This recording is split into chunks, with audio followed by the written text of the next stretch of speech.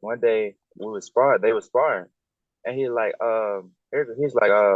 we finna spar today. Stood up. I said, oh, okay, you need me to record or something? He was like, I need you to be in the video. Break, don't punch. Hold up. Break. Hold up. Welcome to another episode of the Clinch Review. We got another special guest today, hailing from the Pearl Boxing Club in Mississippi, fighting at super middle and light heavyweight, 10-1, 5 KOs. Chown Chop Sims. Did I do it right, sauce. man? Yes, sir. What That's is that that, sauce. man? What's that move? That's the sauce? Yes, sir. Well, in Mississippi, we ain't got a lot of opportunities, Okay. so we get it out the mud. My whole career been out the mud. My pro debut was against a 2-0 Olympian from Jamaica. Second fight was on 3 days notice, so So get it out that's the you mud. getting it out the mud. Okay. All right, Get so that first, mud. the Oh, muddy sauce. yes, sir. All right. So first off, man, congratulations to you being a part of Haney Lomachenko, man. Like that's a super big deal, Oh, yeah. and we'll get into it a little bit later. So like I just mentioned, you were part of that Haney Lomachenko card, but let's go back a little bit, right? It's 2013. You just finished in high school. You're trying to figure out what you want to do, like we all do. I thought I was going to be in the NBA. Thought I was going to be, giving Bron the business, but didn't work out like that, man. So that's why I'm here with you. But for you, man, the Army, right? That was the next step for you, or so you thought, right? Right. So you moved from Cali to Jackson, Mississippi. You were looking for a place to train, to get in shape for the Army. But you walked inside Pearl Boxing Club and everything changed. Talk about what changed. I ain't gonna lie, I wasn't looking the box. One day they was sparring, and he's like, we finna spar today. Stood up. I said, oh, okay, you need me to record or something? He was like, I need you to be in the video. I need you to sparring. I was like, so you want me to get in there? He's like, yeah, you've been training, right? I said, yeah, we've been in the gym. He was like, yeah, go get in there. And at first, I was like, I don't know about taking no punches to the head. I Right. was supposed to just, do some workout. I'm good on the bag. The bag no cold on that bag. Yeah. Yeah, you get somebody in there and they moving and stuff like that. I was like, Coach, what he doing? He's supposed to do that. So Man, that's it was a hilarious. feeling like it was a natural adrenaline that I ain't never felt before. Mhm. So I was just like, yeah, this is definitely something that I fell in love with. I fell in love with the shot. Okay. Who you got behind you, man? Oh, that's my little girl. Good Tell her morning. to say hey. How you doing this morning? Everything good? Oh yeah, that's my Don't be pride shy and joy. now. Now she trying to be shy. That's how they always do. Yeah. Um, in your first fight, you said you felt like you were set up. Talk to me about that. Uh, well, I don't know how to sugarcoat, so I'm just gonna be honest. Man, they told us that we were fighting an Olympian, and The I said, first okay, fight? fine. Yeah, we said we'll take a Man. fight. They said he's 2-0. Um, they said we'll fight 168 plus or minus 2 pounds. So we said, okay. We said, we'll fight. So we signed a contract 168 plus or minus 2 pounds. We go to weigh-in. Dude didn't show up to weigh-in. So we like, where they do this at? So after that, the next day, we find out that he like 175 or something like that. So we Man. like, what the hell? Wow. Yeah. Yeah. So my manager, he approached the promoter. He said, hey, y'all got to do something about this. Yeah. Well, I mean, after the fight, because I mean, it's too late now. So, Right. but in the first round, I went to him and I was just like, okay, he's strong, but I said I could take his power. Second round, I dropped him, Okay. and I thought I was gonna get him out of there, but I learned something. Okay. But Yeah, when you coming up the ranks, man, you got to do all kind of crazy stuff, different ways. They switch up on you, different opponents. Like that's just part of it. It seems like, man. Um, she said she got her money on you, man. I know, right? Um, So my introduction to you was when you fought Kierkegaard in Tuscaloosa. Didn't know anything about you. I'm like, okay, well, let me check him out. So you won that fight by majority decision, right? So I'm like, okay, not bad, not bad. Use your legs real good. The rematch, man, it's a lot different. Um, Knockout, third round knockout. You came to him, I think you dropped him 3 times. Man, what was the difference between the first fight getting a majority decision and the second fight getting a third round knockout? Man, I'm just gonna be honest with you. The first fight we took it on 3 days notice. They called us on Thursday about a fight on Mhm. Saturday, but we in the That's what gym. I. We So that's stayed. true. That's what I heard. So it's true that you took it on 3 days' notice. Yeah, like we didn't Okay. like we was. They just was like, they said y'all want to fight, y'all want to come down here. We're like, yeah, we're in the gym, we're ready. You can look at the first face off, and you see my stomach. I had a pud. Because like we had just fought we just fought Ian Darby, and my coach Uh-huh. he stressed about letting your brain breathe after taking Mm, punishment. Like we mm, didn't take too many opponent fights, where we got mm. paid opponents. We didn't pay for no fights. We ain't paid for no fights my whole career. So Wow. we fight live opponents, like folks that's actually Yeah. coming to fight. Oh yeah. You know what I'm saying? Oh yeah. So he was like, we're gonna let your brain breathe. I want you to have a long, illustrious career. Right. And so he said, we're gonna let your brain breathe. And he gave me a week off, and he let me go ahead and be with my family a little bit, because we was in camp and we trained extra hard for that fight. Mm. And so Yeah. he let me go ahead and do that. We had just got back into the gym maybe a week or two. So like, I had just really started training the first time. I didn't get a full camp. Like I said, I got 2 weeks to prepare for that. I mean, not to prepare, but Mhm. I was in the gym, and then So the in the second second, time, yeah, I got a full camp. So so that was the I difference. Pretty much, you was able to really train, and that was what was showed on fight night. right, right. Okay. What was But it like, man, to fight? I think it was the Civic Center, I believe. I think it was a pay-per-view kind of type deal too. Like, what was it like, man, to just have all eyes on you, man, in your city, and fight and headline an event like that? man, to be honest, I still was the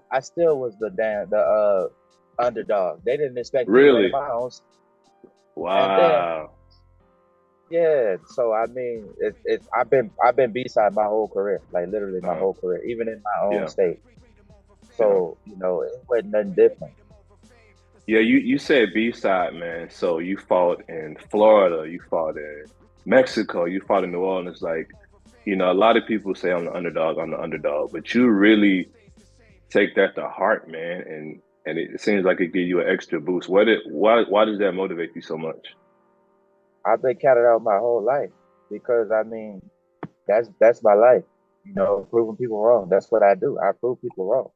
You Mhm. know, I'm that person, that wild card that you don't see. So when you bet on the other person, you're gonna lose your money. Yeah, man. Like I see you post all the time, man. You straight from your job into the gym, man. Like every day it seems like. So you really, it really seems like you take pride in that and kind of being a hard working everyday man, to still be able to perform on fight night. Well, I'm gonna be honest with you. It ain't no plan B for me. Like, I ain't gonna lie. I got a new job and I love my job, but it's time to elevate. You Mm. know, it's cool to be a good employee, get paid a decent wage, but I want to be the owner now. There you go. So that's where I'm headed right now. You talked about Coach Bombay. You give him a lot of credit. You talked about him resurrecting your career. What happened for your career to need to be resurrected? What was going on? I had got married, and Mm. I That's what the had problem was. yes, it really was. Messing with you. Yeah, I'm yeah. not even playing. I had got married. I had got married, and man, my ex, I had moved to Tylertown, probably about an hour and a half away. and I thought that I needed a new change of scenery, but it wasn't even that. Like where I was at, I was miserable, and Gotcha. I told my ex-wife, I was like, boxing is what I do. Boxing is life for me, and she couldn't understand that. She didn't want to be a part of that. So 6 months into the marriage, I called Coach Bombay. I said, Coach, I said, can you come get me? He said, have me something. He didn't ask the situation. He didn't ask what I do. He didn't ask nothing. I could have killed 100 people. He didn't care. He said, have me gas money and something to eat. He came and got me. Boom. He said, we finna get back to work. He said, big opportunities coming our way. We got to get back to work. He said, we're gonna check your weight first, see how big you done got. Cause everybody get married, get big. So he said, and then he said, we finna get down to your fighting weight, and we finna go. We finna go to work. He said, opportunities will come your way. Stay in the gym. And so I didn't take nothing. I left her everything. I said, take it. Wow. Car, clothes, not the drawers, trailer. Everything. Take it. Yeah. I said, I ain't gonna lie, it's not right, but I was working at Patterson Farm, and I left on my lunch break. Like it was like at lunch, he Where are came you and got working me, again? Patterson Farm. Okay. Sanderson Farms, gotcha. And, You got out of I there. left on. It be like that sometime, man.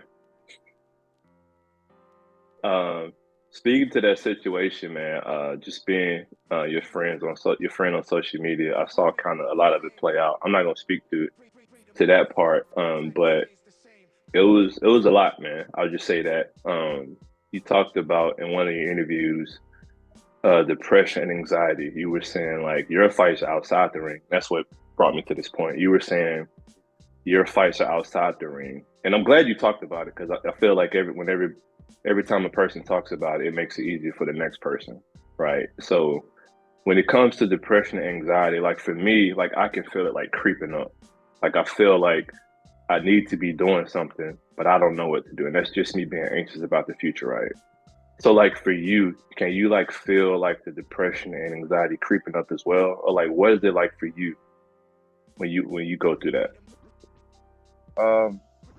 When it comes to both, because I mean the anxiety feeling, when it comes to that, like I just felt overwhelmed, and I feel like it's a whole 100 people talking at one time in my Yeah. head. Yeah. What I'll go do is I'll go exercise something, set ups, push ups, neck, something. And once I exercise, I feel a lot better. I feel confident. I feel everything better. So, I mean, that's my remedy. Just exercise, And this little girl right here, real, it's Yeah. my depression. Yeah. It gets so bad sometimes that I can't get out of the bed. I can't move. I can't do nothing. But, this little girl coming in telling me to get up, Daddy, get up. Come on, we finna go do something. I get up every time. Yeah, I was going to ask you too, what's your outlet? Like kind of what's your remedy for what you say you just, you keep it simple and work out. Right. Yeah. Or her. Yeah. He's a banana. She hilarious, man. Okay. Do you feel like boxing kind of helps with that? Like it kind of gives you something to do, like a welcome distraction almost? Definitely. I mean, because when you think about boxing, like there's no other better stress reliever than hitting somebody. That's what you want to do anyway. You want to Right. hit somebody. Right. So guess what I get to do? I get to hit somebody. I get to Right. hit a bag. I get to shadow box and visualize, you know what I'm saying? Me hitting somebody. So there's no other relief. Right. You 10-1, 5 KOs. Have you been able to work with any other professionals in the sport of boxing? Yeah, I was I want to say during the pandemic, I was in camp with Sean Porter and Oh wow. Babyface from Baton Rouge. Okay. And shout out to Wolf. He in Atlanta now. Shout out to who? Who'd you say? Wolf. Okay.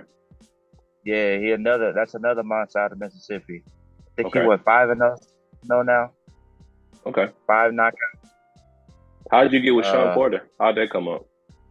uh man, his dad and my Kenny. manager go way back. Like he knew Wow. Kenny. Okay. Yeah, he knew Kenny Wow. when Kenny was boxing. Before Sean. He knew Kenny. Wow. Okay. And so he was like, yeah, I got this kid. And you know, he coming up, he said, man, we just need some work. So he Okay. flew us out. You know, he took care of us all love. Man. And Wow. yeah, we were in camp with him and Sean for the fight. With the fight he had with the European right before Crawford. A European? I Yeah, don't he remember fought a that dude fight. right. Okay. Okay. What did you take away from that? Did that kind of give you confidence? What was that experience like? Uh, okay. Well, I mean, it was one of those things where it was just like, man, that's Sean Porter right there rapping the man. And he Right. cussing them out. You know, like it was definitely one of them like surreal experiences that you don't really, that you go through that you just be like, wow, you know. But Like I this is had really to happening. because he was throwing the punches. Oh, you actually sparred with him? Yes, sir. I think we went 6 or something like that. What was it like sparring Sean Porter? We see him on TV.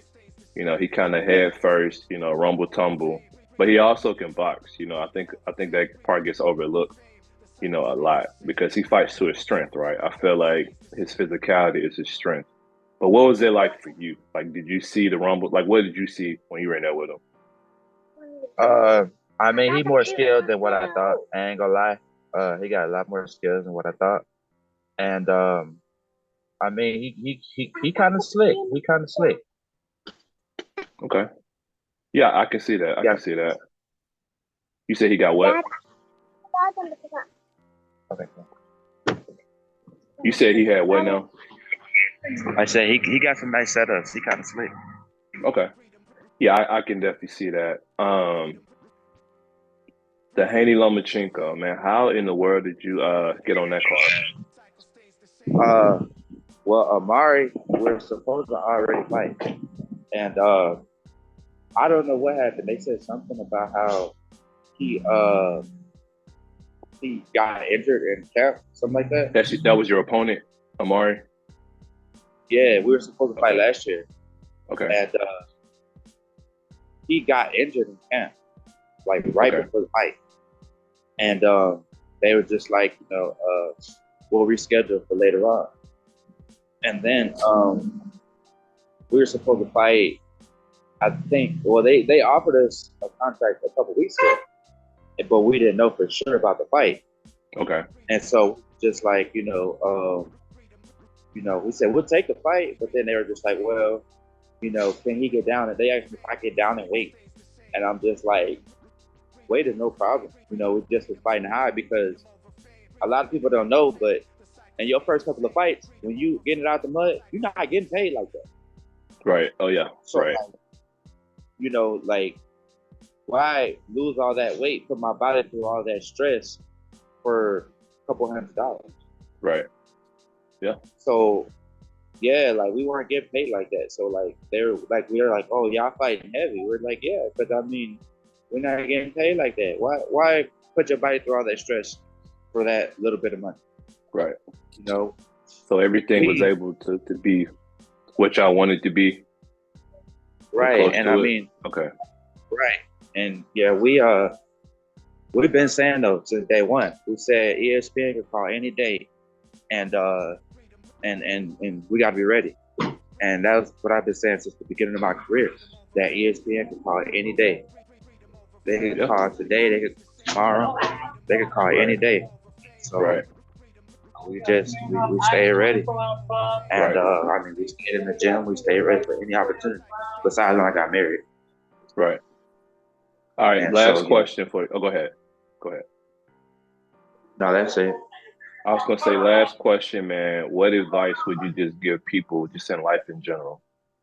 Just about anything. Man, every day, get up and think that today can be the day. You got to think that today can be the day that you make it, no matter what you working for. You're working to be anything. Just think that today can be the day. You know, keep grinding, and one day your day gonna come. You know, my day definitely came. I said it every day when I woke up. Today could be the day ESPN could call. Let me go run. Today could be the day. Let me stay in shape. Today could be the day. Let me make sure my setups is I do enough setups and my abs is right. Let me make sure my weight is down. So if they call me for a fight at 160, I'm only like 168. So I ain't got no weight cut like that. We already ready. You know, just stay ready. Stay ready for any opportunity, because opportunities, they come knocking, and when they come, you gotta run. You can't walk no opportunity. You got to be ready, man. That's a fact. Okay, well, man, that's it, man. That's all I got for you, man. Appreciate you taking the time. Definitely gonna be tuned in to you May 20, man, and good luck to you. And man, I'll talk to you soon. Oh yeah, I sat in my bunk and I pray for these nights. I used to pray for this. There you go. Yeah. But all right, man. Thanks, man. I'll catch you with you later, man. I'm definitely appreciate it. All right, bro.